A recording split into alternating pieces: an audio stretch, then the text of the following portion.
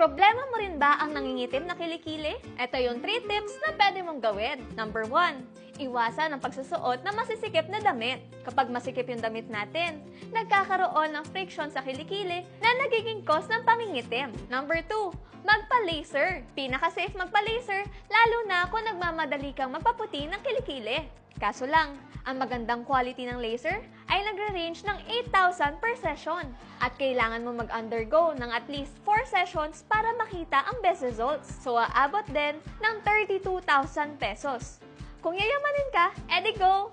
Pero kung gusto mo makatipid, sundin mo lang itong tip number 3. Number 3, gumamit ka ng products na may alpha-arbutin and niacinamide. Good news! Dahil ang paborito mong BTY Overnight Mask at BTY Instaglow ay meron niyang dalawang yan.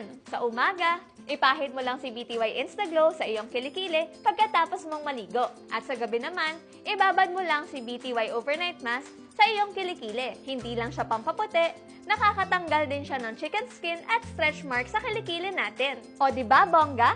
Kaya kung nasa Berlin ka, mag-comment ka na dito kasi pa-sold out na tayo. Dali!